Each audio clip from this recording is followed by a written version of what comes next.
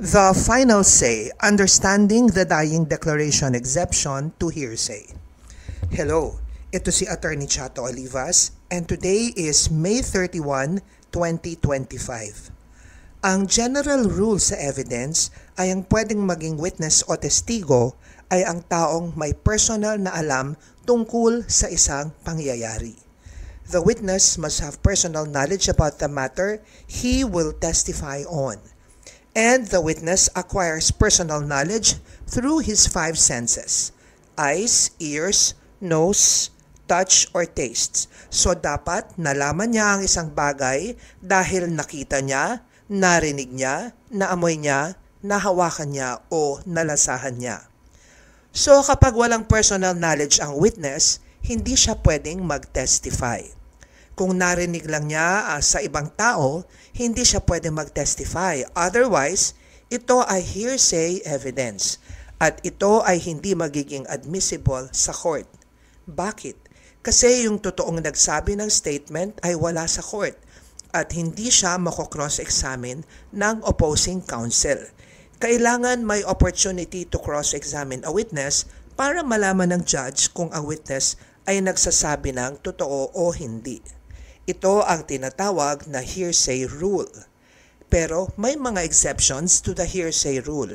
Ibig sabihin, kahit walang personal knowledge ang witness tungkol sa sasabihin niya sa court, magiging admissible pa din ito. Kahit hindi mako-cross-examine ang totoong nagsabi ng statement, magiging admissible pa din ito. Maraming exceptions to the hearsay rule at isa na dito ay ang dying declaration. Ito ang pag-uusapan natin ngayon, kaya ang title ng video na ito ay The Final Say, Understanding the Dying Declaration Exception to Hearsay. What is a dying declaration? Ang dying declaration ay ang statement ng isang tao na alam niya na mamamatay na siya. It is a statement made by a person who is conscious of his impending death. At ang statement na ito ay tungkol sa cause or circumstances na pinapaniwalaan niyang dahilan kung bakit siya mamamatay. Ang statement na ito ay ipepresenta sa court case at ang magsasabi ay ibang tao tungkol sa sinabi nung tinatawag natin na declarant. Bakit ito exception to the hearsay rule? Ang dahilan sa exception na ito ay base sa paniniwala na ang taong mamamatay ay hindi magsisinungaling. Ngayong alam niya na malapit na siyang humarap sa Diyos. Ang napakaseryosong sitwasyon na ito ay mag-uudyok sa kanya na magsabi ng totoo. May kasabihan nga na no one wants to meet their maker with a lie on their lips. Walang gustong sumalubong sa Diyos na may kasinungalingan sa kanyang labi. So ano ang mga key elements of a dying declaration? To be admissible, a statement must generally meet several strict criteria. As held in the 2020 case of People versus Bernardo, GR number 216056, the elements of a dying declaration are as follows. Number 1, the declaration must concern the cause and surrounding circumstances of the declarant's death. Ibig sabihin, hindi lang tungkol sa assault or pag-atake sa kanya, pero sa mga bagay before and after the assault na may kinalaman dito. Ano-ano ang mga bagay na may kinalaman sa assault o pag-atake? Ito ay katulad ng statements tungkol sa dahilan ng pag-atake ng offender sa victim. Ito ay pwede ring tungkol sa type of injury or cause of death.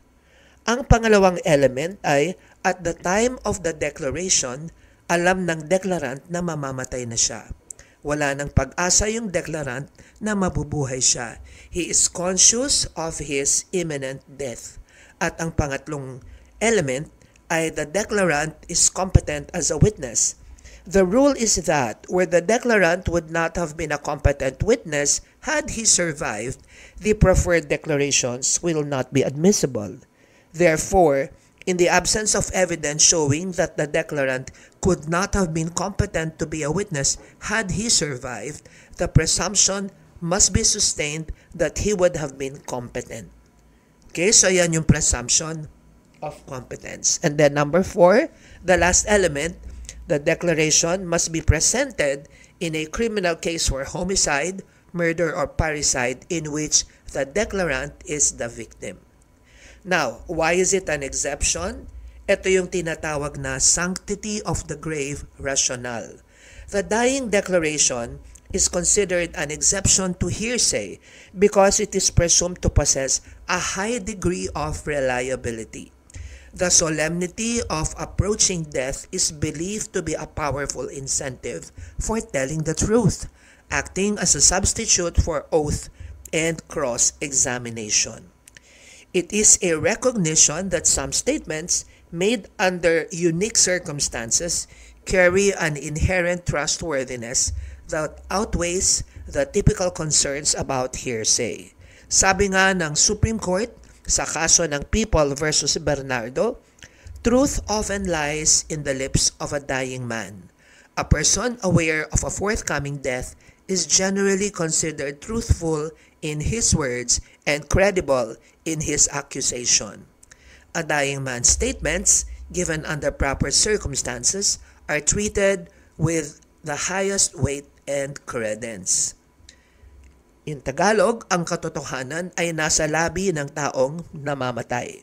Kung alam ng isang tao na mamamatay na siya ay magsasabi ng totoo at ang kanyang akusasyon ay kapani-paniwala.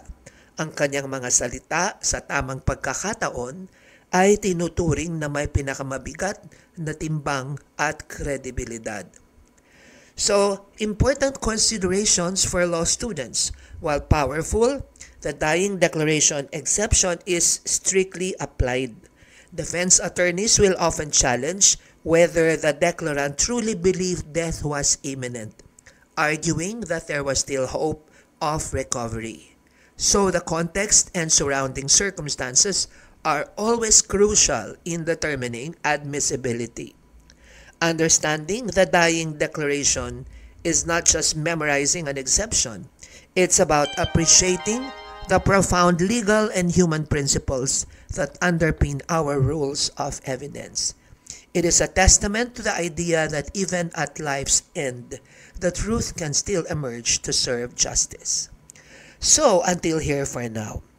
I hope na nakatulong ito and I pray for success in your law studies. Meanwhile, do justice, love kindness, and walk humbly with God. This is from Micah chapter 6 verse 8. Ako si Attorney Rosario Chato Olivas of Easy Law Online, making the law easier to understand. God bless you.